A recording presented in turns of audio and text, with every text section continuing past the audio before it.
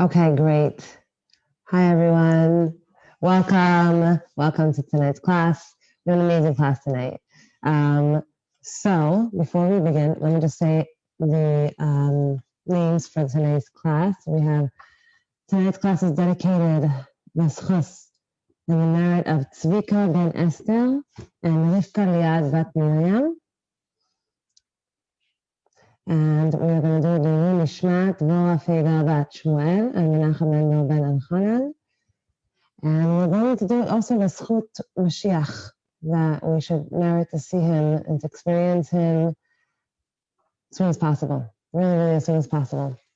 For all of the Jewish people, all of the world, all of humanity, we should merit to see the Goel Tzedek. He's going to come and he's going to renew us. He's going to renew the world. He's going to renew reality. He's just going to be our leader. We're going to have a leader. We're going to have someone to look at. We're going to have someone to look to. We're going to have someone that's going to know how to pace us and guide us. All the stuff that we're lacking and that we're missing. And that's why there's so much fighting going on and so much disagreement going on, because people don't really know what to think. People are conditioned to think a certain way. Hi, Rihanna. Hi, Lori. Hi, guys. You're so beautiful. People are conditioned to think a certain way. And so therefore, whatever they read, I put out this message on Facebook yesterday about this whole Black Lives Matter thing, about what I think and how I see it. And there are about like 300 plus messages there back and forth. A lot of people fighting, a lot of people arguing, name calling, a lot of things going on there. And simple facts about life are elusive to a lot of people. Simple facts about life are elusive to a lot of people. People were expressing how, sometimes you have to be very violent, and giving examples of Hiroshima and giving examples of, really, really terrible things that have happened in history in order to get the results that you want to get to. And people think that a lot of people really are in the headspace that that's right, that's the right thing to do. Like, you have to vandalize, and you have to loot, and you have to shoot, and you have to kill, and you have to throw rocks through people's windows, and you have to almost lynch people in order to get your message out. And a lot of people really think that way. And the sad part about it is that there's that side of the coin, and then there's the other side of the coin, and these two parties are at it. Right? And the party that thinks that this is the way to do it, this is the way to get your message across, this is the way to make change in the world, this is the way to make the world into a better place, is they really believe that this, violence and destruction is the way to go about it. And I have to say this, and I think we all have to say this in whatever way we can, is that no, it's not. No, it's not. No, it's not. It's not meant to be this way, and it wasn't, and this is not what God had in mind for his world. I'll tell you something personal that happened to me today, and it really, really changed. It changed my life just by the fact that it happened today, and it happened this morning. That I was very offended by something that someone that's very close to me did last week, and since last week we haven't spoken. And this morning I sent this person a message, and a very nice message, a really very nice message, kind of like a message of like, this was done. I was offended. I'm over it. But for next time, for moving forward, I would really appreciate if X, Y, Z.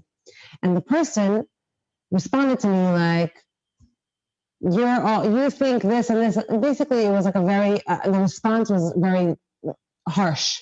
I felt like the response was very harsh, especially since I felt like they were they did wrong by me. And I came and I apologized and I tried to make it good. And all of a sudden I was getting it again. And when a person is close to you, the closer a person is to you, the more you can get offended by nuances, by small things. And I felt myself getting really, really triggered, and I got really triggered, and I responded back like, I'm not going to let you respond to me this way. I'm not going to let you make me feel this way, especially when X, Y, Z. And it was going back and forth until I said no more, and I just left the conversation. And it was a very abrupt leaving on my end because I said, I'm not going to fight. I don't want to fight. Whatever it is, I don't want to fight. And right after I got off the conversation, I had to daven because time was almost up. So I had to daven. And in my davening, I really, really asked Hashem to give me clarity on this thing, because I know, and we know this from Torah, from being Torah Jews, we understand that nothing that happens to you in your life is not coming to serve a lesson to you. There's nothing that's happening outside of you. En olam. There's no world. There's no people. It's all facade. Whatever you're meeting in your life, wherever you go, just remember this forever. Whatever you meet in your life, wherever you go, you have to know that it is a, how do you say it in English? It's a hakrana. It's a projection of what's going on the inside. There's a saying in Zohar that says, Olam pnimi makrin olam chitzoni. Whatever's going on the inside, your internal conversation, your internal world you're going to see it. It's going to project outwardly. It's going to project in your job, in your relationship, in the way you feel, in the way you think. It's going to project in whatever you look at. It's almost like, if you stare at the color yellow, and then you move away from the color yellow, you're going to see yellow everywhere. Right? For a few seconds. Why? Because you were just staring at yellow. So we don't realize, because there's so much noise going on the outside, we don't really necessarily hear what's going on in the inside, but God does us a very, very big chesed. And the chesed that he does, the favor that he does for us, is that he lines us up, almost like, imagine yourself walking down a corridor, and it's lined up with mirrors. And wherever you turn, you see another angle of yourself. So it's not just the bad. Anytime you see something good that's happening in the world, that's also, you have to know, that's the projection of your internal world. It says that Adam olam katan, haolam Adam gadol, which means that the world, a person is a small world, and the world is a big person, which means that in terms of energy and in terms of the way things work, we are a small world, meaning every single person is an entire world. That's why it says, anytime a person saves another person, another human being, it's as if he saved the entire world. Why is it as if he saved the entire world? Because we have every part of the world, all of whatever this means in whatever way it means, okay? Now we understand that when we're going to learn about the elements, fire, water, wind, and air, we're going to understand how we are the world. You are a world. I am a world. We are worlds. And so therefore, whatever I experience inside of my world, the thoughts that I have, the feelings that I have, the characteristics that I have, the internal conversations that I have, even if I don't hear them all the time, it's not necessarily that I'm so conscious of them. Even if I don't hear them all the time, I'm going to project them. It's going to be the people that I attract into my life. It's going to be the conversations that I have. It's going to be the realities that I see around me. If I am walking around my world most of the time, my life most of the time, and saying, this person's this way, that this thing needs to be fixed that way, this is off, this is wrong, it shouldn't be this way, it shouldn't be that way. If I'm seeing all of these things constantly about, the negative in her and the negative in her, and I'm always seeing the stuff that's not good around me, I have to know that is exactly what's going on inside me. If I want to fix something in my life, I must fix it inside. There's no fixing anything on the outside. There is no fixing anyone or anything ever on the outside. There's no fixing it. If you want to fix it, if you see it broken, if you see something broken, you have to know that you're getting a real projection, mamish, a projection of yourself.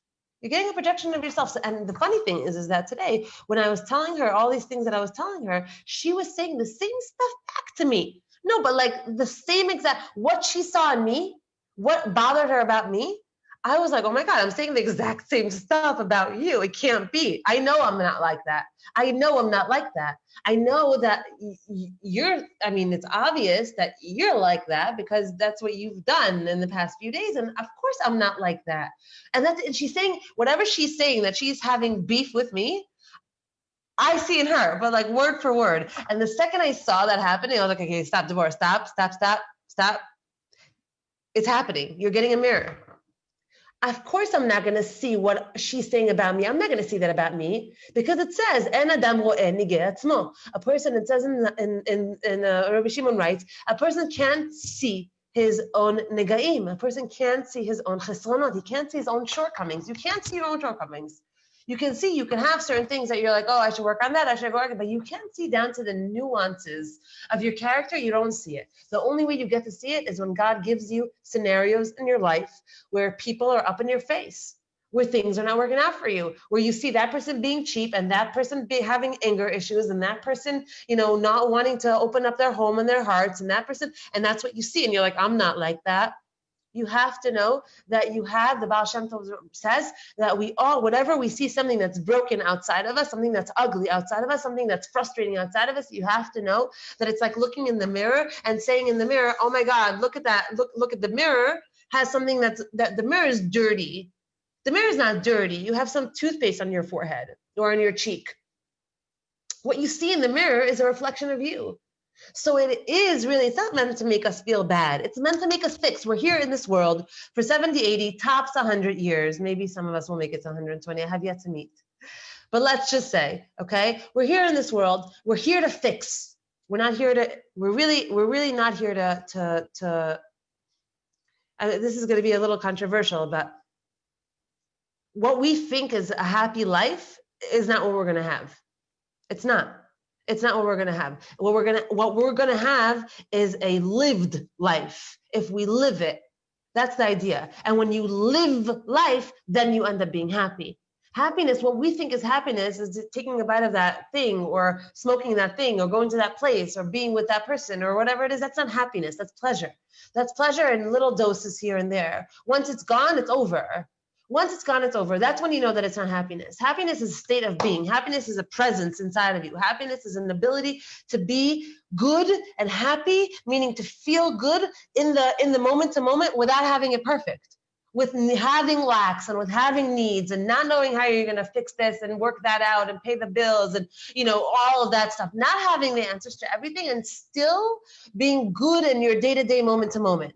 That is happiness. Now, that always becomes, we always enlarge that. We always make that grow more and more and more and more and more by the fact that we work on ourselves and we live our life. Happiness, life happens as we live it. Happiness happens as a result of living this life in the right way. Living the life in the right way is to know how to gauge life, is to know how to take life. To know how to take life. And we misconstrued, because we're humans, we misconstrued happiness for pleasure. Like, I want to feel good, so I'll go eat that or I'll go do that. But that never, because it never lasts, then you know it's not happiness. Okay, that's how you know that that's not happiness, because it doesn't last. The second the person's at the door, it's gone. Or the second that cake is over, it's finished. The pleasure is over, right? So what do I want to say by all this? I want to say by all this today, when I was davening and I realized this whole thing about myself, that I'm really looking in the mirror and there's no person that I'm arguing with. I'm arguing with myself. And clearly I am. I'm not arguing. She's just a mirror. She's a blessing. Because what she was telling me about myself, what I saw, okay, how do I know? What I see in her that I don't like, I'm only able to see because I own it, because I have it. You can't see something that you don't own. You can't see something that you don't own. If you are a very, very, very giving person, you will not see the cheapness. How do you say that in English? I'm sorry, my English is getting really bad. The longer I'm in Israel, the less words I use in English, so forgive me. But when I see something in someone else, I have to know that I'm seeing it myself, because I can't see it if I don't have it. Which means if I'm a very, very giving person, if I'm a very, in Hebrew you say very large, okay, I'm always giving, I'm always sharing, it's easy for me, then I won't pick up on the fact that you're cheap. I won't pick up on the fact that, you don't like to spend your money or give out free smiles or open your door. I won't pay attention to that, because I'm going to be so free loving. I won't see that in that part of you. What I will see in you that I don't like are the parts of me that I will see in you. That's what I see in you. A person only, it says any person that is posel someone, that says, he's this way, he's posel him. He's just, he puts him away. He says, he's this or he's that. I don't like the way he acts. I don't like the way he talks. He communicates in the wrong way. The way he moves, the way he acts, the way he delivers himself, his interpersonal relationship, whatever it is, the way he keeps his house, whatever it may be. I'm only able to see that because I have the same mum inside of me that I don't like. I don't like it. I don't like that about myself. Whether you know it consciously or you don't know it consciously, we all know ourselves very, very much subconsciously. So we're on autopilot most of the time. I see someone, running a red or talking on their phone or not wearing a mask. Oh my gosh, people that are very, strict about wearing masks. I am not, because every time I put on a mask, I start getting itchy and my nose starts running, and it's very hard for me to wear these masks. So I wear them where I have to wear them. I'm on outside, I don't wear them. And I literally, people give me death looks, death looks, like you need to burn in hell, like that. Like they look at me like that. I say, good morning, hi, right? But it's not them looking at me that way. The only reason I see them looking at me, otherwise I would completely miss it. The only reason I see them looking at me with death looks is because how often do I look at my kids with death looks of things that I don't like that they do? Right? Maybe behind their backs, not necessarily to their face, but how often am I not okay with the way someone else acts, talks, does things? There's ways to do it. What about all the times that I see people that, let's say I see people, God forbid, being Chalel Shabbat or partying in the shuk on Friday night. And what does that do to me? Does that arouse compassion in my heart? Does that arouse love? Does that arouse in wanting to do more in the world? Or does that arouse anger? And does that arouse like, how dare you? You're the reason why we're suffering. You're the reason why we're in this pain in the first place. What does that arouse in me? You are your world. Everything that you're experiencing in the world, you're experiencing within yourself. The only reason you're experiencing it in your life is because you're experiencing it in yourself. There is no fixing anything outside of yourself. There's only fixing self. And you have to know the mirrors that you're getting in your life are chesed Hashem. Hashem is showing it to you and saying to you, sweetheart, you have a little bit of that inside of you. What you find nasty about her, you got inside of you. Look over there. And the best part about the whole thing is that you don't have to now start popping alchit. You don't have to start being so down on yourself. You're human. You're human. We're all lacking in areas. We all have chisronot, have shortcomings in other areas. We all do. Well, if you don't accept the shortcomings that you have, you can't grow. You can't grow. No, you're not perfect. I'm not perfect. We're not perfect. Our entire life here, this whole journey, we're never going to get there. You're never going to get there. Wherever you want to go, you're not getting there. It's a process. It's a journey. Every day is another part of this beautiful tapestry that you're putting together called your life. But having to get there, don't get down on yourself if you realize that's what happened to me today. I got down on myself. I was like, I can't believe I'm still there. I cannot believe that God is showing me these midos that I thought I got rid of 3-4 years ago. I can't believe it. I was so down on myself. And then I said, no. Maybe I still have a little bit of work to do on these midos. Maybe I still didn't get them 100%. That's okay. But I'm not where I used to be. That's for sure. And I know that 100%. Right? Because I know it. Because the world has become a lot brighter for me in the past few years than it was 4 or 5 years ago. You understand? Your world, the level of brightness, just like you have the level of the brightness on your phone, wherever you want to, however bright you want your phone to be, it's the same thing in your life. Your level of brightness in your life and how you see life and how you experience life, even if you don't have all the things that you need, will only be to the extent of the level of brightness within you, the level of brightness that's going on inside of you. How do you get bright inside? You get bright inside by knowing, oh, it's not her, it's not him, it's not this person. I'm fighting with myself. As long as I'm pointing fingers and I'm blaming other people, as long as I feel like they are at fault for me feeling this way, as long as I'm there, I'm totally out of the game. I'm not even in the game of growth. I'm not in the game. God put this person in your way just for you to see Shemet Mineo. You have this. You're looking in the mirror. You have this in your Nephesh. All you got to do right now, all you have to do once you notice that you have this in your Nephesh is say, wow, thank you for showing this to me. Thank you for showing me. I'm not perfect. I know. Thank you. I have this piece. And I see this about the other person. And I think it's so gross. I think it's so that this person's that way. Oh, I have that inside of me. So I also don't like that about myself. But thank you for showing that to me. And I'm so, so sorry that I'm carrying this around me, this level of yuckness in my soul. I'm sorry that I have this on me. Please help me. Help me get rid of it. Help me work through it. Help me move past it. Help me become a better person because of it. That's it. And then you will see how the beef that you have with the other person, the issue that you have outside will be metukan, will be metukan. All Hashem wants you to see is that Adam olam katan, haolam Adam gadol. He wants you to see that you are a small world. You are constantly, the second you think you finished with one thing, all of a sudden the next thing comes up and the next thing comes up, because that's what we're here to do. We're here to fix. And the best part about the whole thing is, listen to this. We know that Chazal say that whatever happens in the world, tsunamis, tornadoes, coronavirus, Black Lives Matter, whatever happens in the world, you have to know, Klal Yisrael, that everything that's happening in the world is for you, Klal Yisrael. Everything that's happening in the world is because Klal Yisrael, you have to see yourselves. And all of a sudden, as I'm davening this morning, all of a sudden the whole thing, it became so clearly, based on all these teachings and based on all of these things that I've been learning, all of a sudden it became so clear. The looting, the stealing, the death, the hatred, the fighting, all of that, the virus, all of that, we have to know that it's inside of us, Klal Yisrael. It's inside Klal Yisrael. It's inside the hatred between sects of Klal Yisrael. I keep Shabbos better than you. I keep Tznius better than you. I don't care about this, or I don't care about, right? All of the hatred that's going on. I daven in this shul. My Rav is this Rav, right? I wear my sheitel this way, or I don't wear a sheitel, and that's even better than wearing a sheitel. Right? All the stuff that we all have with each other, all the hatred that's going on inside. How often do we loot and do we steal and do we hate and do we shoot people? Do we kill people? It says that anytime you make another person, anytime you embarrass another person, it's as if you kill the person. You take their soul out of their body. All that we see that's going on in the world is a manifestation of what is going on within Klal Yisrael.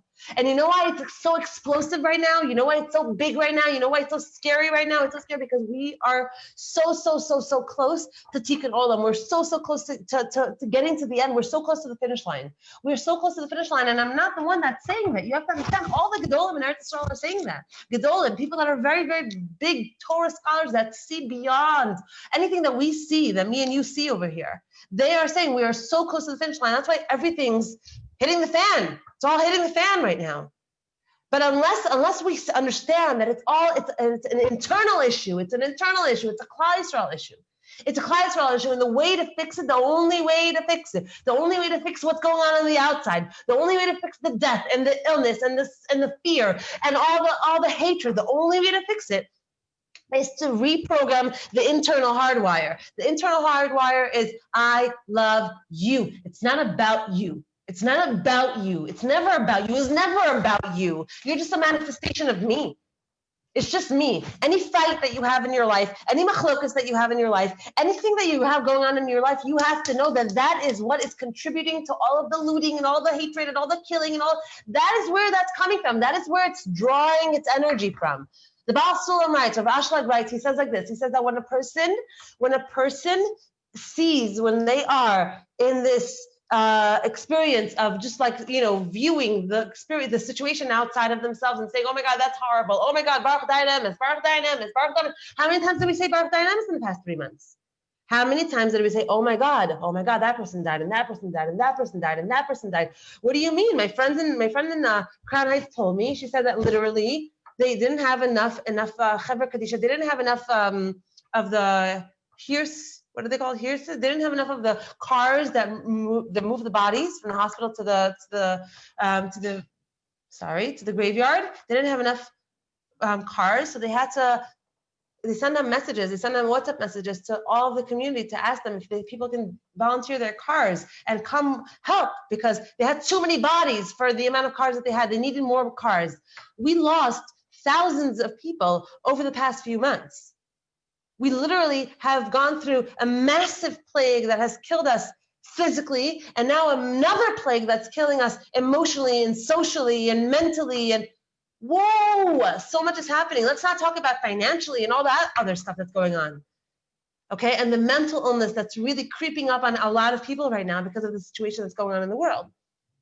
So lots and lots are happening. Lots is happening in a very, very short amount of time. So we have to understand that when God speeds up, when he speeds things up, it's really, really, it might look like a lot, but it's in our favor. It's in our favor because things are moving in a good direction very, very quickly. And how can we make things better? How can we make the whole situation get better? Not by arguing and fighting on Facebook or on WhatsApp or on Instagram. Not by arguing and fighting. My way of seeing things is better. No, my way of seeing things is better. No, my way of seeing things. It doesn't matter. It's irrelevant. It's irrelevant. It's happening. It's going on. People are dying. Things are really, really crazy. The entire Manhattan is boarded up. That's what's happening. Okay, so wait. So where's that coming from? What are the spiritual reasons behind this? So Rabbi Ashlag, the Baal Sulam, he says like this. He says that when we are in machloket with other people, which means when we are in disagreement with other people, when we find the faults in other people, when we look down on other people for whatever they have going on in their life, whatever they're doing or not doing enough of, or whatever it is, when we point out the chisaron in the other person, the wrongdoing, if they would do something different, then they would have a better life. If they would actually go to school, they would have a good job. If we have all that criticism about everything else outside of us, we have to understand what Baal Sulam says is that the satan, the sitra achra, okay, the energy in the world that is the dark energy, it literally gets fueled by the anger, by the machloket, by the fighting, by the seeing the other person's misdoing, wrongdoing, by all of those energies, it gets fueled by that. That's why it can do all the havoc. It creates so much havoc and destruction in the world. That's where it's coming from. All the fighting and all that stuff, that's where it's coming from. It's drawing that energy. Chazal say this. Now there's the matrix. Okay, is it the world that we live in, the news that we watch on the news of what's going on, the read on reality. And then there is Torah Kabbalah that tells us what's going on behind the scenes. What's going on behind the scenes of today's current events? What's going on behind the scenes of today's current events is that Klal Yisrael needs to get its act together ASAP.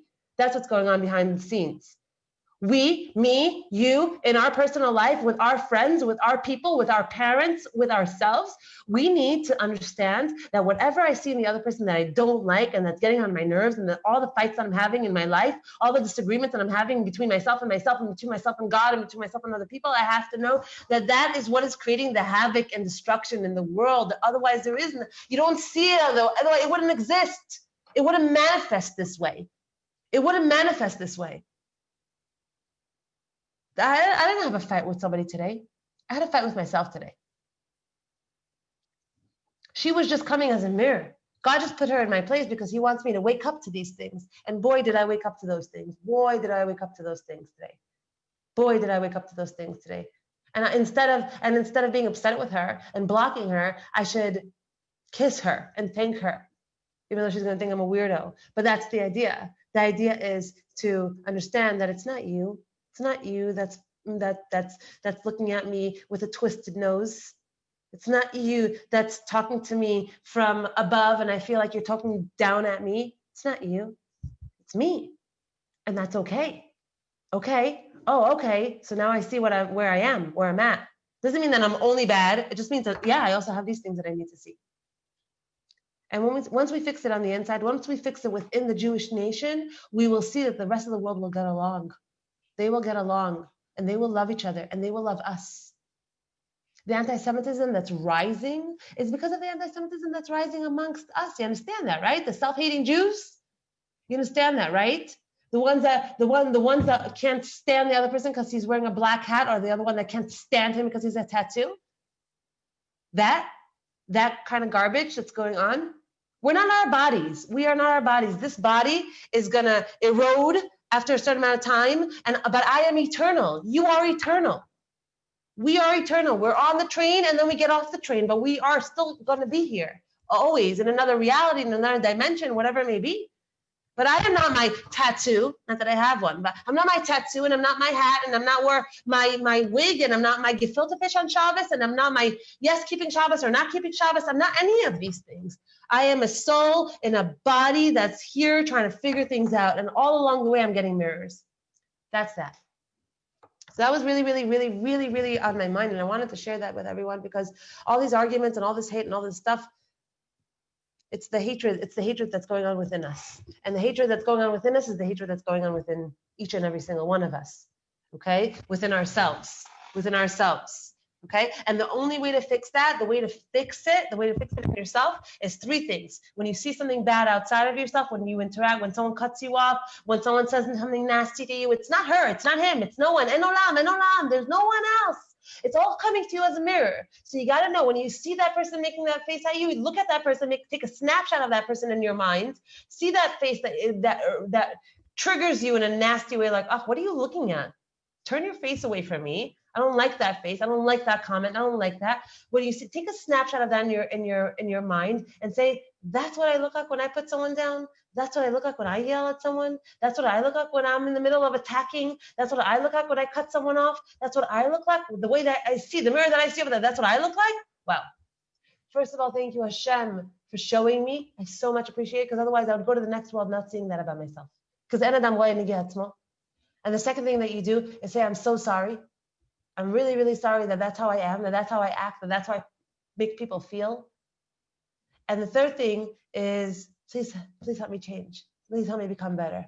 Those are the three things that you do every single time you are in a situation like that. And that is called letaken. That's what's going to fix things. That is what's going to fix in Klal Yisrael and eventually also outside in the world that we're in. So, looking at ourselves is the most difficult. Yes, 100% internal work is the most difficult. It is the most difficult. It's so much easier to blame everyone. Come on. I'm not where I want to be because of him, because of her, because of my mom, because I wasn't privileged, because I didn't have money, because I grew up here, because I was abused there, because I'm divorced, because I'm this, because I'm that. I have all these reasons for not being where I want to be. There's no blaming anyone. There's no blaming anything. There's no blaming yourself. There's no blame, period. We're all works in progress. That's it. That's all we are. So let's continue. Okay. Today we're going to be talking about Mime. Now, I thought I was fire until I learned about water. And then I was like, oh, I'm not fire. I'm water. And then once I learned about water, and then I moved to Adama when I learned about earth, and I was like, oh, I think I'm Adama. But I'm not Adama. I'm water and Adama. But once you start really, really understanding the elements, then you see yourself in all these different pieces, in all the different elements, but mainly you will see yourself in one or two of the elements, okay? Meaning you're going to have in your Nephesh something that's very dominant in one of the four categories. So find the one that's most dominating for you. Find the one that is most, that you feel that you relate to the most. Now, once I discovered that I'm a water element, mainly, I was like, my life became a lot better, because I felt like I was putting myself down, like I was hard on myself for not being more of the things that I should be, not realizing that, oh, it's like literally the fabric of who I am. It's the fabric of why am I working against myself? I should be working with myself. I should be working with the qualities that I have, and understand that the reason I'm not where I want to be, let's say, or who I need to be, or I don't have the amount of money that I want to have in my bank account, okay, is because I'm water, duh. And then it's like, every time I'm upset at myself, I'm like, no, don't be upset at yourself. You're dominantly water. Of course you're like this. Oh, cool. So then I'm like, I'm okay with myself. I realize where it's coming from. So let's learn about water. Okay. And let me know if you feel like this is also part of you. Okay. Water is the element that gives life. Okay. It is the water. It is the element that gives it's a life force. Okay. Without water, you can't live. You can't survive. Nothing can survive without water. Nothing in this world can survive without water. Everything needs water to survive. Now, it says that, a person can go, I don't know, something like 40 something days without eating, but can't go more than 3 or 4 or 5 days without drinking, right? Because 70% of our bodies is water. We are made up of water. It's not by accident that we're made up of water. Listen to the spiritual element of water and how it plays out in the Nephesh. Now remember that we're talking about the spiritual elements in the Nephesh. We are our Nephesh. This person that's sitting in front of you. I am a soul. I am a spiritual being, an entity that was given a body in order to be able to function in this world and get things done and move things around. Because within the state of soul, I can't. interact in this world, and I have to come into this world, and I have to figure out this puzzle, and I have to fall, and I have to get up, and failure is part of the progress, and it's part of getting to where you want to go. If you don't fail, you'll never get to where you want to go, ever. Okay, there are only 4 people in this world, and ever, in all of time, that have never failed. Okay, 4 people. The rest of them, Sheva Yipol Tzaddik become. Even the greatest tzaddikim have to fall at least 7 times in their lifetime. Okay, so you got to know that making mistakes and failing and not getting it right the first time is part of your progress. It's part of your moving forward in your life. It's part of your growth. Okay, now, so he says that with regards to this element of water, he says there are people that live every day like regular 9 to 5, they go to work. If you ask them, well, how are you? They'll say, everything is good. Even though every person wants a little bit more, a little bit better, tweak it here and tweak it there, but they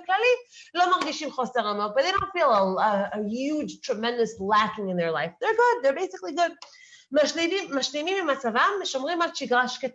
They basically make do with what they have, and they kind of live their life calmly, quietly, day to day, 9 to 5, live their life. He says on the flip side, there are people that are always missing. They always feel like they're missing something in their life. They're always missing. They feel like they're not there. Something's missing. They're looking and looking. Maybe it's here, maybe it's there, maybe it's in Thailand, maybe it's in India, maybe it's in Jerusalem, maybe it's in New York, maybe it's in the Empire State Building. Maybe. They're looking for that thing that they don't even know what it is, but they're looking for it. People go to money, people go to Hollywood, people go to Broadway, people go to all places in order to be able to try to figure out what it is that they're lacking. Everyone's looking in another place. Because they have this really, really deep desire to live. A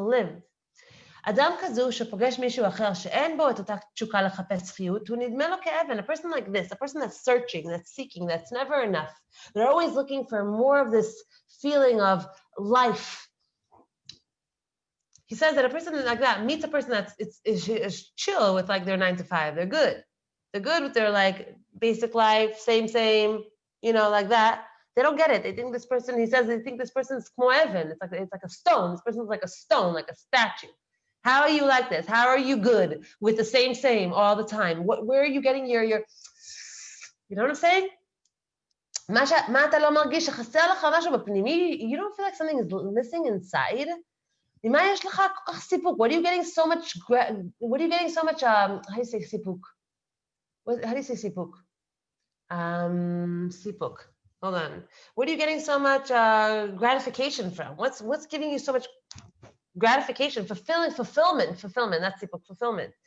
וכי כל החיים תקום בבוקר, תלך לעבודה, תהיה עם אותם חיים שגרתיים שלך כסדרם יום אחד, יום עד המוות. So this is going to be your whole life. You're going to go to work every day. This is going to be your same every day until you die. האנשים מחפשים חיות. These people are looking for chiyus. They're looking for this feeling of life. You're looking for life. Why do people bungee jump? Why do people do drugs? Why are people in these really, really scary positions that they put themselves in? Because they want to feel alive. They want to feel life. They want to touch life. They want to feel alive. They don't know how to feel alive in their day-to-day life. So they want to do the extreme, and they want to stare death in the face in order to feel alive. That's the way they feel, that feeling of that rush of life. The idea is, and this is what's awesome. We can get to a place when you know how to work on yourself well, and that's why these classes are so crucial. Listen, this is not taking a drug. If I were to shoot up cocaine right now, okay, I'd be like, wow, okay? I'd be like all high on life, loving everyone, dancing up and down, right? That's what I would be like, right? But then I would have the crash, and then the next day it'll be over. It's over, right? It's not, I'm done. I feel the down, I feel the crash. The idea is that this is the chachma of Torah. This is the brilliance of Torah. The Torah, when you learn it and when you apply it, it's not taking a drug. It's not smoking it. It's not snorting it. It's not shooting it. It's not instant. It's sitting through these classes, it's coming on Zoom, it's fighting your Yetzer Hara that tells you, come on, you'll get the recording or later, or a nikoch, I'm not in the head, I'm not in the mood, it's all this stuff to get your act together, to actually make it to the class, to actually sit there. And then when you're there, to actually have to pay attention, because how long can you listen to a person for? No matter how animated they are, how long can you listen to them for already? You're fighting all these demons, you're fighting all these voices, you're fighting all these thoughts, right? You're trying to keep your eyes open.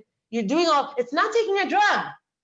It's not. But you know what happens? When you do this, when you learn a little bit every day, you put yourself in a position where you're learning, or you're praying, or you're in an environment, or you put yourself in that kind of thing all the time. You're getting it, you're shooting it up in a different kind of way.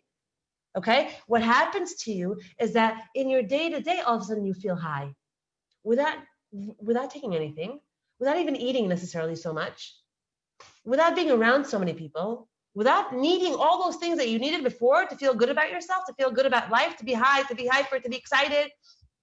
All of a sudden you don't need that much, and you still all of a sudden you just feel good. You feel good. You feel like you want to do things. You feel like you want to help people. You feel alive. You feel like you want to give. It's not amazing all the time, because you have downs, because there's still things going on. But you have to know that the real growth and that real high, you can get the high from the high that a person can get from heroin, they can get from Torah and beyond.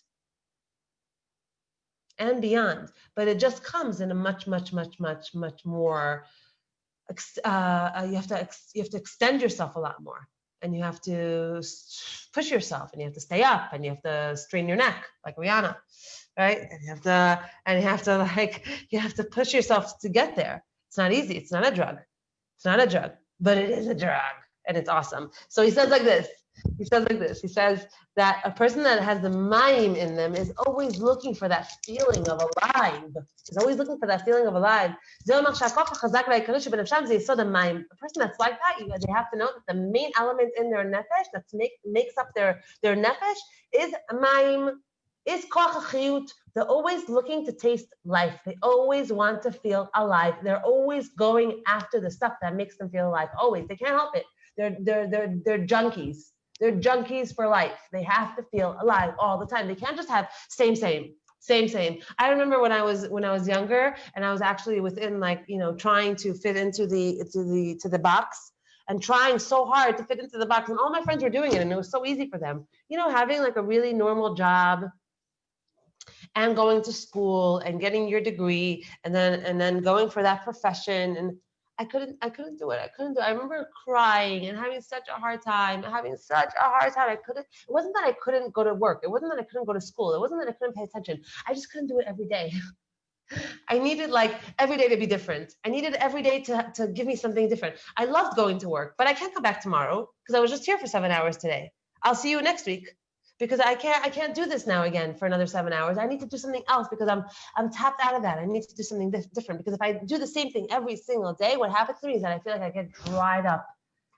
I can't breathe. I get down. It doesn't matter how much money I have in my account. It doesn't matter. There were times in my life that I had so much money. I literally had so much money. God sent me so much money, and I felt empty, and I felt like I didn't want to use it even. I felt like it was nothing. I felt like, oh, who cares?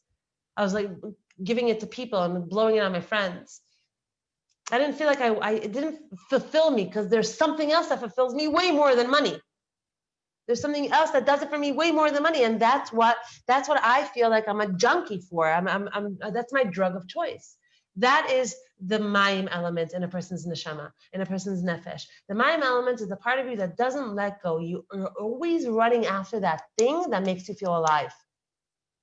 Now you have to know, if it's in the form of a food, a drug, or a person, it doesn't mean that that's not inside of you. It just means that you're substituting that with the wrong stuff.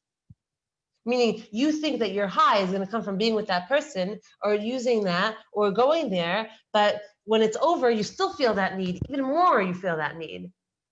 That need is never going to go away as long as you're putting it in the hands of something or someone else. You have to know that it's much deeper than that. Let's continue. The element of water, the foundation of it, the fundamentals of it, is that it's tosefet shel chiyut. It gives life. It gives life. right? If you give dead flowers some water, they'll all of a sudden come back to life, right? Just like Chazal talk about the fish. שבשעה שיורדת טיפה, הם כמהים אליה ומקפיצים כנגדה לקבל אותה, כי הם מחפשים עוד חיות. Just like fish, when the water comes down, the rain comes down on the water. I'm learning from Da Es Nafshecha, it's called Know Your Soul by Itamar Schwartz. He brings it down from the Rizal and from Chaim Vital, the Rizal student. It's all Kabbalah. Okay, it talks about the 4 elements. He has a Sedra. He has a few sfarm on this concept, on this idea. Okay, he has another sefer called Das Hergeshosecha, Know Your Feelings, Know Your Emotions. It's a very, very deep one. It's a thick one. It's really, really deep. He goes into really, you think you learn psychology in college. Let me tell you something. This is a whole different level. The book is available in English. Yes, it's available in English. It's called Know Your Soul. Know Your Soul. But when we learn it together, it's different than when you read it at home. You know, when you read it, it's just reading it.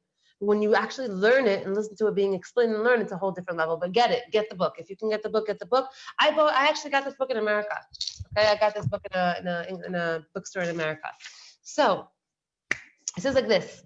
He says that just like the fish, that when it rains on the ocean, they all come to the surface to try to taste the drops that are hitting the ocean, but they're in the water. Why are they running to more drops? They're in the ocean. Why are they running to the drops? He says, because they're thirsty for it. They want to receive it. The fish live in water. Their life comes from water. You take a fish out of water, you kill it. The fish's life source comes from water. So now when the water hits the water, right, they're running at the new water because they're thirsty for more life. That's what's going on there. That is they don't know what they're doing. They're programmed that way. God made them that way. Okay, but for us to see how nature works is brilliant, because they're getting their life force is coming from the water, and when water comes down from the sky and hits the water, they're running to that water, they're swimming to that water so fast because they want the newness of that water. They want newness because they're programmed for chiyus, for life, and their life comes from water. The way that water works is that a person is always looking, the element of water is that a person is always looking for more of that life source. Now he wants to explain what the difference is between water and fire. What did we explain about fire? What do we say about fire? We said that fire is the power of consumption. A person that has a lot of fire in their being, in their personality, is a person that they only rise and they only grow based on what they consume. They have to consume something in order to be able to go further. And now they have to go further. They have to go further. The way fire works, and we're going to read it here. Okay, he says like this. He says that water also has this need for more life. And fire also has this need for growth, for going upwards. Okay? Now he says, so what's the difference between them? He says, he gives an example. Let's say a person, right? He's a growth-oriented person, and he says that he's wondering how he's doing in terms of his spiritual growth, in terms of how they see him from up there, how they're viewing him. Is he good? Is he not so good? Is he playing the game right? Is he off the game? Is he off the game completely? Like, where is he holding? Okay? And then he goes to a mikubal, he goes to a person that sees beyond, and he says, you don't have anything, you're good. You don't have any averot. It looks like you're going to the next world, you're good. You got a green light, you're good. ואז אם הוא אדם שיסודו מהמים, הוא מחפש חיות, המשפט הזה לא יעזור כלום. If he's a person that has mainly the water element within him, this Mikubal telling him that he's doing really well and he's going to go to the next world and he's all good and don't worry about it, it's not going to be good. It's not going to be enough for him. It's like, okay, so, but right now I don't feel alive. Right now I want to taste life. I want to feel life. It's very nice that in the next world I'm going to have the next world. No, I want to feel alive. It's not going to cut it for the water element person. Immediately the person's going to say, this water element person is going to say, maybe he's right, maybe he's not right. I don't know. Because it's not what he's looking for. He's not looking to be on the top of his game. He's looking to feel on top of his game. Understand the difference? There's a difference between being the first one in the class and feeling like the first one in the class. There's a difference between, being like the leader and feeling like the leader. There's a difference. When you feel like a leader, it doesn't necessarily mean that you are a leader, but you're feeling like you're a leader, that's all that matters to you. That's the difference between the water element and the fire element. The fire element, what they want, what they care about. Let's just finish what he says over here. He says, לעומת זאת, אדם שיסודו באש, הוא מחפש להגיע למדרגה מסוימת, אזי הם הבטיחו לו שהוא באותה מדרגה, מבחינתו זה מצוין, הוא הגיע למנוחה ולנחלה. A fire element person that someone tells him, you're good, you're going to go to the next world, all good, you have no averot, he's like, check, done. I feel like I'm a mix between, yes. Okay, so we're going to continue, and you're going to find yourself in all the elements, and you're going to see which one is dominating you. You have to find your first homework assignment is, in these classes, is to find which element, and we haven't gone through all of them, so hang on, okay? The assignment is to find out which one is the most speaks to you, which one is like you, so you. You have all four of you. You have all four. You have the tnu'ah, the movement of the wind, of the air. Otherwise, if you wouldn't have movement of the air, none of the other elements would ever even have any kind of expression. The air that you have, then we have to fix it ourselves, right? It's not a matter of fix. When it's going to be something we feel something, water versus fire. Hang on, guys, 1 second. Whoa. So it's not even so much that I can answer all these questions in the end if you want to keep them for the end, and then I can just go through questions and we can answer them. Cool. So what happens with the element is that you're going to find the one that's most dominating you. That's like you, and you're going to find yourself. Okay. If you're like, you feel like you're 50-50 water and fire, then you're going to be surprised as we go along, because you're going to be like, oh wait, that happens. It happened the whole time I was learning this. It was like, oh, I'm this. Oh wait, I'm not. Oh, I'm that. Oh wait, I'm a little bit of that and that. Oh, that's why I'm like that. Oh, that's why I connect to these kinds of people, because they're earth and I'm water, and that's what works. And all of a sudden you start seeing yourself as a soul. That's what the chachma of this whole learning is that you start associating self with soul, because that's who you really are. No, these are not star signs. These are not star signs. Star signs are not these four elements. These four elements are the elements that the Arizal says that our Nephesh, our spiritual personality, the part of us that is spiritual, the part of us that you can't touch, can't see, but the part of us that is our hard drive, our engine, that is made up of these four elements, these four spiritual elements. Each one of these elements has its own energy, has its own language, has its own expression. It's coming from the Arizal. It's coming from the Arizal. Rav Chaim Vital brings it down, and we're going to get into more sources. Rav Ashlag speaks about, the Baal Sulam speaks about this. It's very mazalot. This has nothing to do with the code, the zodiac.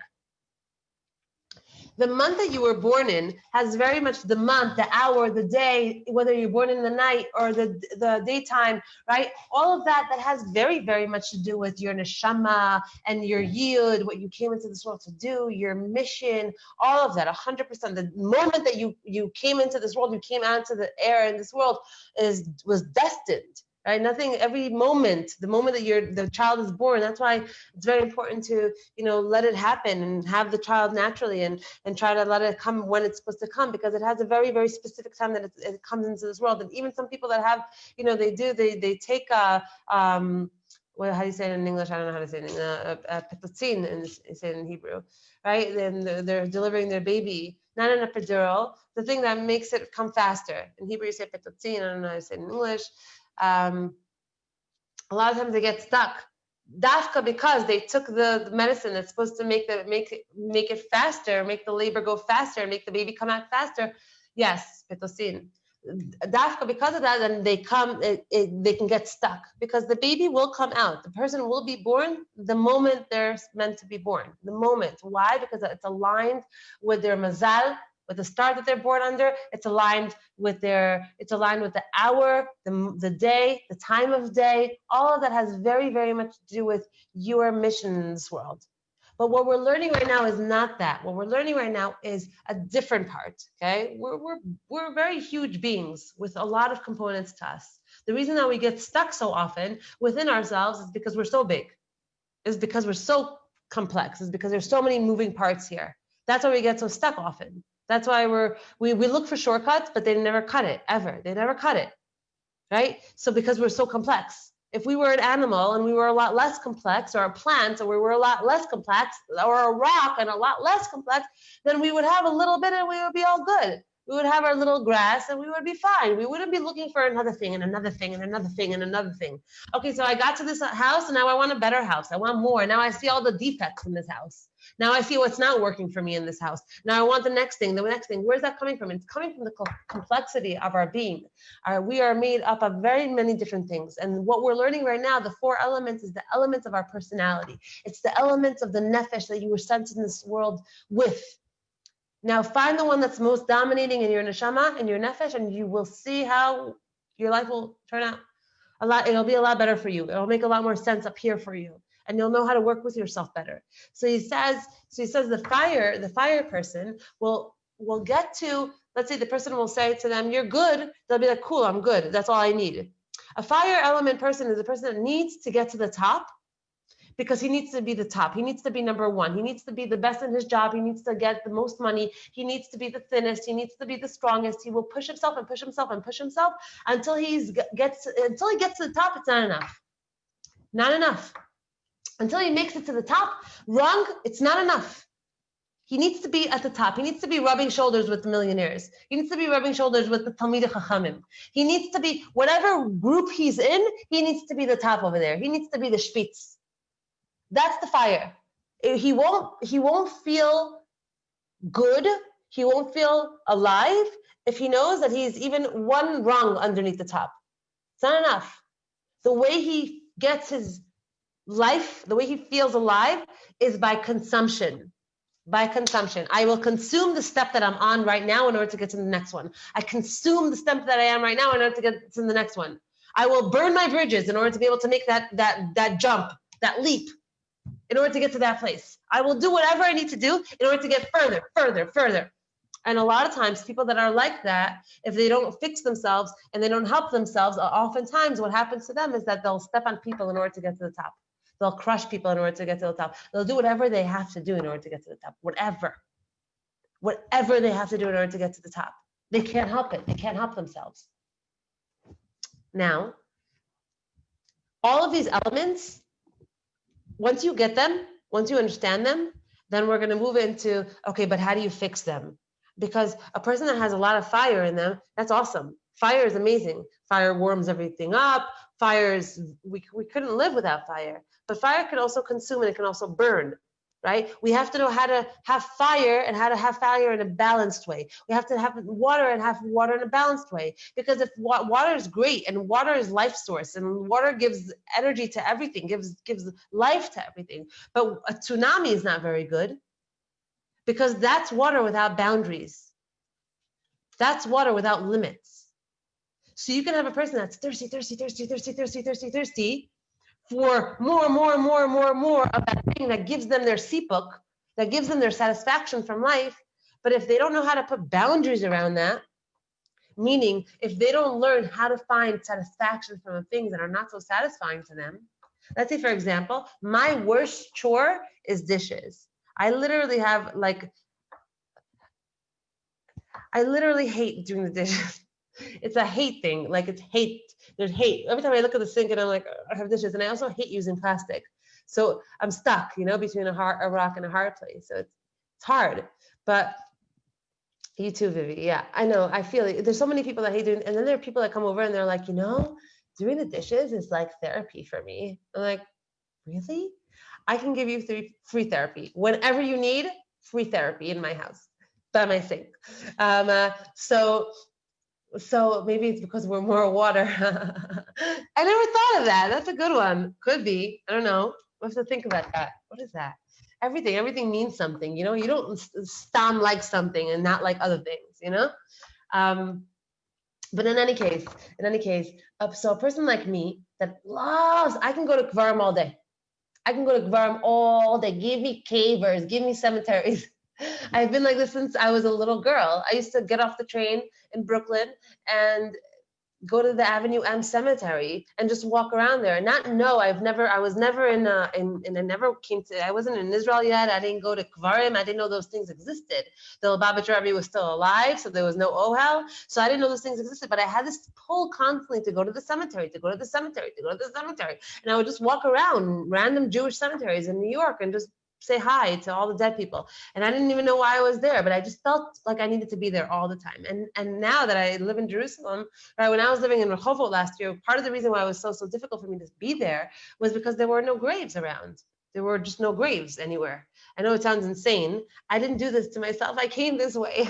I promise. So when I go to a caver, I just feel alive. It's very selfish. It's very selfish. I'm always by Kvar. My kids are like, can we go to someone that's not dead? Do you have any friends?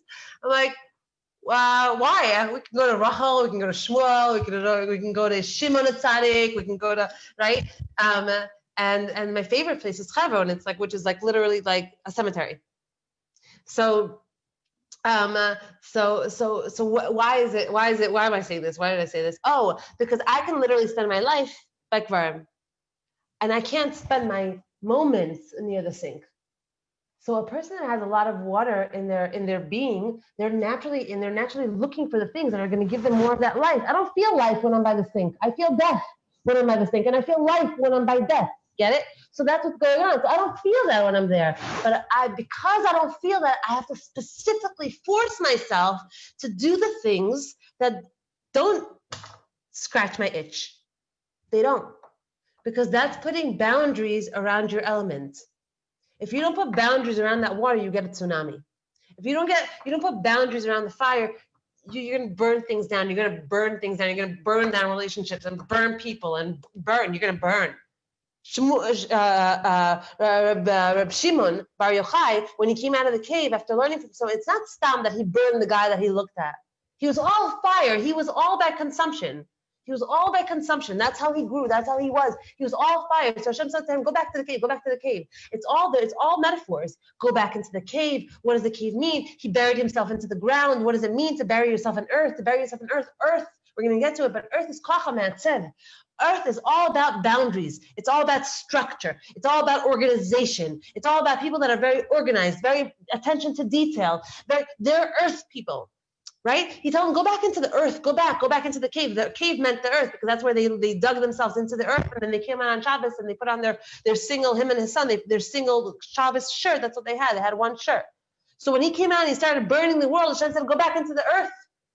Put some boundaries on that. Right? So it's important to know what element you are, but it's also important to know how to work with your element. And I you know what, I have to tell you what I do, how I work around myself, because I'm a very hard person to work with for myself. It's like, it's like, you know, the games in my mind, it's like, but I don't like doing it. I want to do that. And the things that I do like doing are good things, are spiritual things, are amazing things, but I have to do the things that I also don't like doing. And those things for me are like really annoying. And all of a sudden my bad midos come out.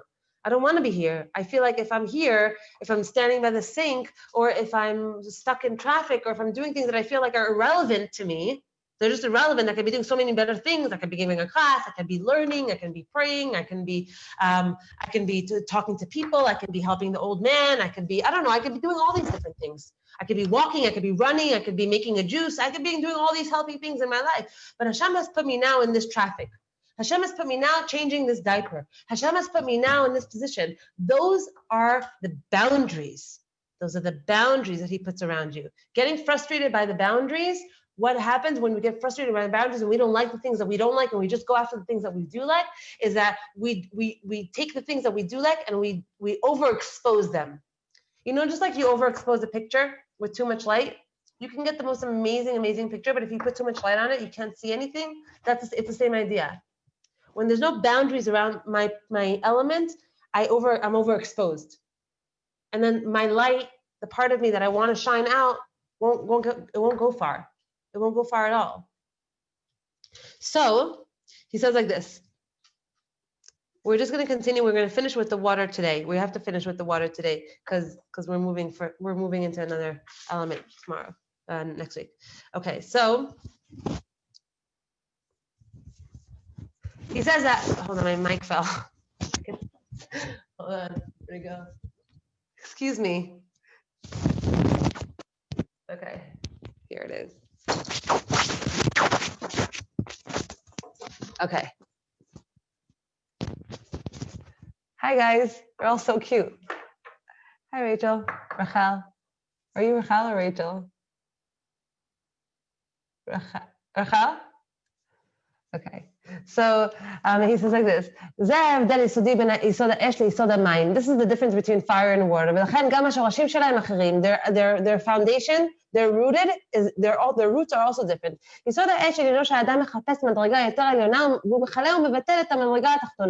fire is that he's always looking to be on the highest level, always on the highest level. Put him on the highest level, he's happy. He needs to win the race. He always needs to win the race.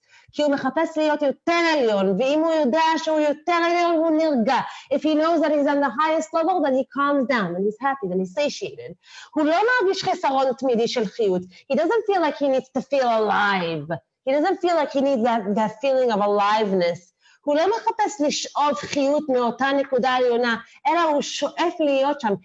feel like he needs to, listen to this, listen to the difference. It's very fine, but it's really, really very different.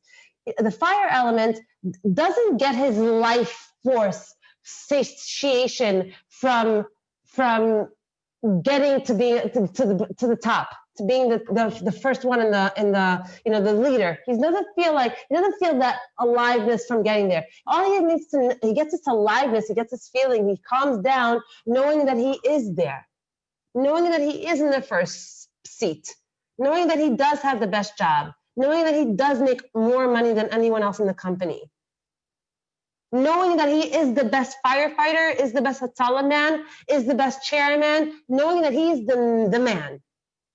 Once he knows that he is the man, that he's at the top seat, he's in the best position, he's good. He doesn't need it in order to feel alive.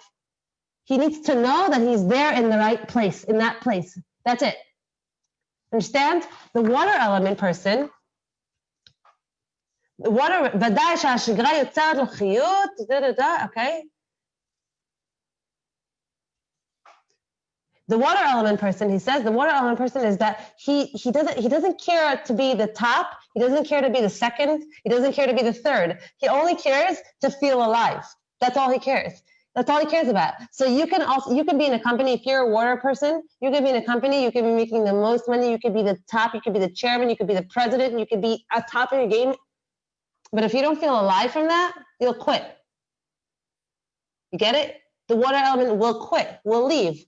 We'll burn bridges, and everyone's going to be like, what are you doing? What are you doing? I don't know. It's not doing it for me. But you're making so much money, but you're the top, but you're the president, I know, but it's not cutting it for me. So you're going to go be a seamstress? I love it. I love it. I have to. But you're going to be making like a quarter of the amount. I don't care. I love sewing. I love putting pieces together. I love it. That's what tickles my fancy. That's what gives me that sense of life. You're crazy. Yeah. The fire will never do that. The fire will never do that. The fire needs to be in the top seat, and then he calms down. The water says, I don't care about the top seat. I don't care about being first in line. That doesn't cut. I don't care. I need to feel alive. That's it. That's what I need to do. And whatever's going to give me life, that's what I'm after. Even if it's not going to make me any money. So he says like this. He says, he says, there's not one positive element and one negative element. Every single element, it's an element into himself. What is more dominant for you? Yeah, I get you.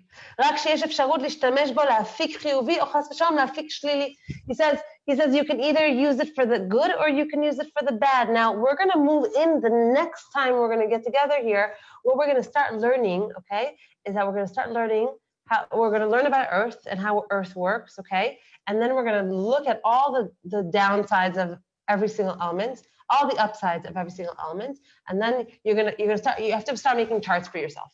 Okay, you have to start making, because it's going to get a little complicated. Meaning it's going to get a little like convoluted and twisted. Okay, so you're going to make a little bit of a chart for yourself, and you're going to write fire, water, wind, okay, and earth. And then you're going to write the definition for each one of those things. And you're going to make it very, very clear. Fire lives by consumption. It has to consume something in order to feel alive. It only will feel alive when it gets to the top. That's it. When it has nothing left to consume, that's when it's burning. Strong. When it has nothing left to consume, that's when it's reached its peak. Okay? As long as there's something for it to consume, it's going to keep going. Now we know that as long as we're alive, there's something for it to consume. It's not going to stop by being the president of that company and wants another company and wants another thing. It's not a matter of money anymore. What do all these billionaires do with all the billions of dollars in a lifetime? What do? They have it sitting in their bank. They're playing around with it like it's nothing, like it's a game. Because it's not a matter of money. It is a game. It is a game of the elements that is within them. Money is just a byproduct of that. It's just a way to play this game. Or kavod, getting respect, or being in the limelight, or being the best actor, or getting the most Emmys, or whatever it may be, right? So we're going to learn that fire exists by consumption. As long as there's another step on top of me, I'm not satiated. Fire needs to get to the top. And then we're going to talk. Then we're going to write water. And what is water? Water exists. Water exists when it feels alive.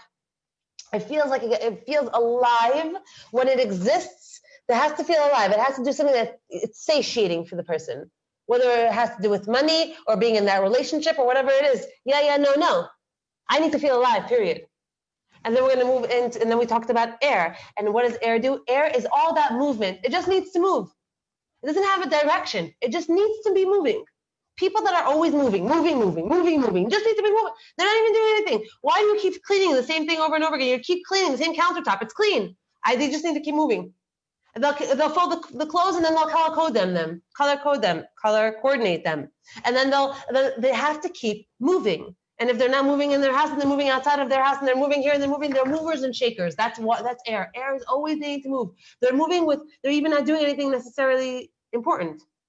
Nothing important. They're not doing anything important. That's okay for them as long as they're moving. And then we're going to move into the earth. Next week, we're going to learn about earth. And we're going to learn about what is earth. Earth is koach ha'ma'atzev, the people that are structured, the people that are organized, the people that need it. Rochel bitcha ktana. Just so. It needs to be like this. Right? Their house needs to be like this. Their cabinets needs to look like this. Their job needs to be this. Their husband needs to look like that. Their wife needs to look like that. They need to look this way. Their kids need to act this way. They have it down to 8 personality types. 8 personality types. Earth, koach ha'ma'atzev, it gives structure. If it doesn't have structure, it falls apart. Coronavirus for earth people, shoot them. They don't know how to, they can't. It's like, I can't live. Looking at my room, I have a strong earth value. It's because my light went out and I only have this little light here, but I do. I have a lot of earth. I don't have so much earth, but I connect to earth. I connect to earth because I'm all this water. And then what we're going to do, this is the best part of the whole thing. Once we get past the 4 elements and we understand them, but you have to understand them because you can't come to these classes every time oh wait, what was fire? Oh wait, you can't do that. You have to review it. Just write it in shorthand for yourself in one page, what these 4 things are. Then what you're going to see is that you normally will get drawn. You will feel drawn to the person that is opposite you and like you. Opposite and like. We all have 2 dominating elements. We all have all 4, okay? We all have all 4. All of us have all 4. We all have to have all 4. None of the elements can exist without air. None. You have to have the tnuah, you have to have the movement for all 4 elements. But the thing is that what is structured people, let's say earth people, we're going to get more into earth next week, but earth people, let's say that all with their structure and all of that, they are also the ones prone to depression. They're the ones prone to laziness. They're the ones prone to isolating themselves. They're the ones prone to sadness. Okay? So all of a sudden you're seeing yourself being all water and you're so drawn to an earth person because they're structured and because they're logical and because they're that. And all of a sudden you're like, wait, how did I end up with a depressed person? How did I end up with a lazy person? How did I end up with a sad person? How did this happen? I'm not into that. I'm all give me life. And he's all or vice versa. Okay, how did this happen? How did me, I'm fire. Okay, how did I end up with air? Air and fire. Just think of air and fire together, just in the elements of the world. What happens there? What happens when air hits fire? What happens? It burns everything down.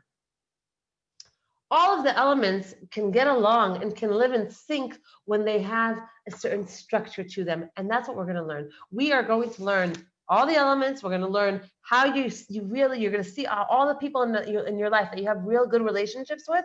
You're going to see the elements inside of them, and you're going to say, of course, duh, I'm attracted to these people. And of course, these are my best friends. And of course, I have beef with this person. And of course, because it literally is about the elements. And then the clincher of all of this stuff is it's going to be how to tweak yourself. Tweak your element. Literally, I have fights with myself. I was starting to tell you before. I have fights with myself, and I trick myself into doing things that I don't feel like doing because I'm literally like a little girl inside. I have this like, I don't want to do it. No, I don't want to. I don't want to. No, not doing it. But your house is filthy. You have to do your dishes. You have to clean the. I know, but I want to go out. I don't want to be home now. I want to go out. I know, sweetie. Like I have this conversation with myself. But what gets me to actually do the things that I don't feel like doing is the fact that I know that unless I tweak these elements, and if I only do the things that I feel like doing, and if I only go to Cave Rachel all day, and if I only fly high and all my things that I like to fly high on, then I literally will not get my light out into the world or feel my strength and the things that I have inside of me that are good. I'm not going to feel into the max. I'm not. I have to be able to learn how to force myself to do the things that I don't feel like doing, and then after I do them, I feel so good about myself. After I do them, but you'll start to see how you need to tweak and where you need to tweak. Where in the areas that you've let loose in certain ways, and that's why things are not working out, and that's why that relationship is going to hell, and that's why these things are shaky. You're gonna start seeing it. And then you're going to start tweaking it. And I'm going to give you tips. I'm going to tell you, I'm going to teach you, I'm going to walk you through it, how to tweak your nephesh, how to tweak these elements, how to tweak yourself. And you're going to ask me questions, and I'm going to help you. And we're going to do this together. And it's not going to be perfect, but it's going to work. And you're going to start seeing how in your life, all of a sudden, people respond differently to you. And all of a sudden, how, you feel like unstuck in certain ways, in many ways. And there's nothing that we can do. We have to raise ourselves. We grew up in homes that didn't necessarily see us, notice us, know what's going on inside of us. We have to know. We don't have to raise ourselves right now. We have to learn ourselves. We have to look into ourselves and say, okay, you have a lot of this, and that's good. That's good. We're going to learn how to work with this. And so he says over here, it's not that one thing is better than the other. It's not that water is better than fire or earth is better than wind. It's not like that. We have all four. We have two that are dominating the most, and that we have to know that all four are amazing. The best way that they work is when they have gvulot, when they have boundaries. When every single one of them has boundaries around them, then they flourish. And then you flourish in life. And that's how it goes. Questions? Any questions? And now, while I was thinking, you were bombarding me. And now you're not talking. Give me your question. Who's here? Who are you people? I want to learn you guys. I want to know who you are. Hi, Devorah. How does a person get these elements? They get them by being alive. They're created with them. They're created in their nephesh, in their spiritual part of their personality. Source. So get this book. That is Daf Shecha. I bought it in this farm store in New York, but it's in this farm store anywhere. If you want, I can give you perhaps the number. If they don't sell it, I'm sure they sell it. Okay, and order it, and you'll see it has lots and lots of sources. Lots and lots and lots of sources. All these are sources. It's Kabbalah. It's Kabbalah. Only Kabbalah teaches this stuff. Only Kabbalah goes into the recesses of all of our soul stuff. Without water, I mentioned that without water, what?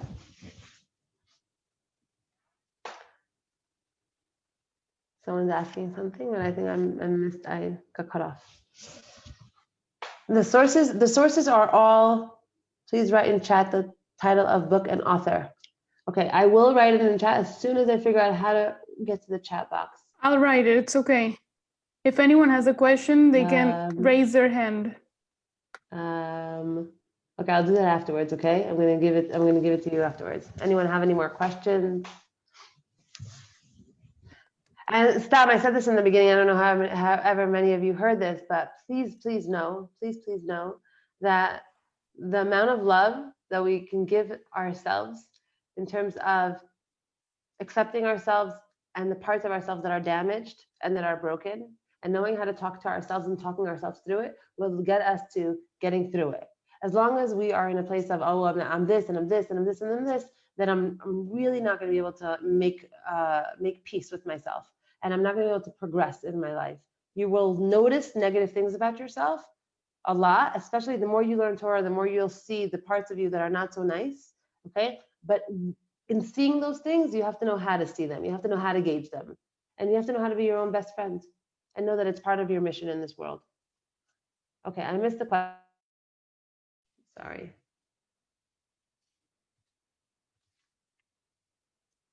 Where are the questions? I don't know how to use this app.